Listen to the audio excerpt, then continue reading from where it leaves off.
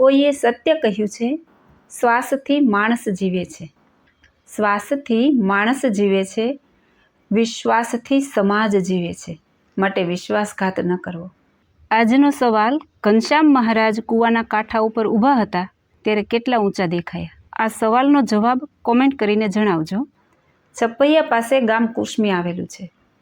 એક વખત ઘનશ્યામ મહારાજ સખાઓ સાથે ગામ કુસમીના તળાવની પાળ ઉપર બોરડી હતી ત્યાં બોર ખાવા સારું ગયા.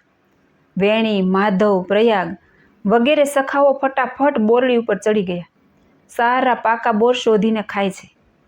ઘનશ્યામ મહારાજ નીચે ઊભા છે. નીચે ઊભા રહીને જ ઘનશ્યામ મહારાજ બોરડી જેટલા ઊંચા થઈ ગયા.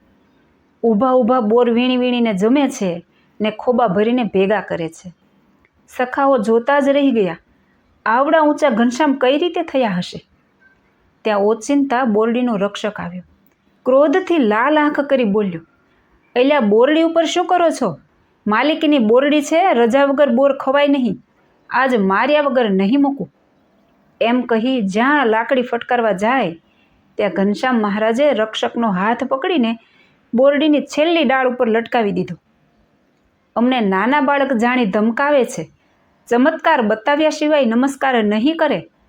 રક્ષક ઝાડમાં લટકે છે. કેવી રીતે ઉતરવું? ઠેકડો મારે તો હાડકાં ભાંગી જાય. લટકી લટકીને થાકી ગયો. રાડો પાડે છે, મને નીચે ઉતારો, મને નીચે ઉતારો.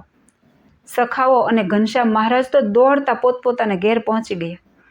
રક્ષકની બૂમ સાંભળી તેના માતા પિતા બોરડીના વૃક્ષ પાસે આવ્યા તો દીકરો લટકે છે. એટલે આવી રીતે કાંઈ બોર ખવાતા હશે? આ શું બોર ખાવાની રીત છે? ઝાડમાં શા માટે લટકે છે? નીચે ઉતર. રક્ષક રડતા રડતા બોલ્યો, મારો વાંક નથી. ધર્મદેવના પુત્ર ઘનશ્યામ, તેણે મારો હાથ પકડીને ઊંચો લટકાવી દીધો છે. મારા હાથ દુખે છે, મને જલ્દી નીચે ઉતારો. પછી નિસરણી લઈ આવીને રક્ષકને નીચે ઉતાર્યો. ધર્મદેવને ઘેર ઠપકો દેવા આવ્યા, તમારા ઘનશ્યામ ચોર છે, બહુ તોફાન કરે છે. બોર ખવાય તેટલા ખાધા, બીજા કાચા પાકા ખેરવી નાખ્યા. સમજાવવા ગયા તો મુશ્કેલી ઊભી થઈ. મારા દીકરાનો હાથ ઝાલીને બોરડી ઉપર લટકાવી દીધો.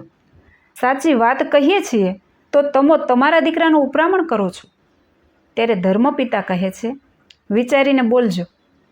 મારા ઘનશ્યામ નાના બાળ છે ને તમારો દીકરો 35 વર્ષનો જુવાન બેલી છે. તેને ઉપાડીને કઈ રીતે અધર લટકાવે? અમને એ વાત મનાતી નથી, માટે ચાલ્યા જાઓ. તે વખતે શું બન્યું? ઘનશ્યામ મહારાજ કૂવાના કાંઠા ઉપર ઊભા હતા. 20 ધનુષવા ઊંચા દેખાયા. અહોહો, આ જગતની અંદર આવડું ઊંચું કોઈ હોય નહીં. માણસો બોલ્યા, ધર્મદેવ, તમે કહો છો મારા ઘનશ્યામ નાના બાળ છે, જુઓ તો ખરા કેટલા મોટા ને ઊંચા દેખાય છે. ધર્મદેવને નાના બાળ રૂપે દેખાય છે ને બીજાને મોટા ને ઊંચા દેખાય છે. આવું મહા અદ્ભુત ચરિત્ર જોઈ સૌ આશ્ચર્ય પામી ગયા. 2 હાથ જોડી કહે છે, હે ધર્મદેવ, આ તમારા ઘનશ્યામ મહારાજ સામાન્ય બાળક નથી, પણ અતિ સુખકારી છે ને અવતારના અવતારી છે. અમારાથી વધુ પડતું બોલાઈ ગયું છે તો ક્ષમા કરો, અને અમે આજથી તમારા ચરણે શરણે આવ્યા છીએ. અમને મુક્તિનો માર્ગ બતાવો. ધર્મદેવે ખૂબ ઉપદેશ આપ્યો.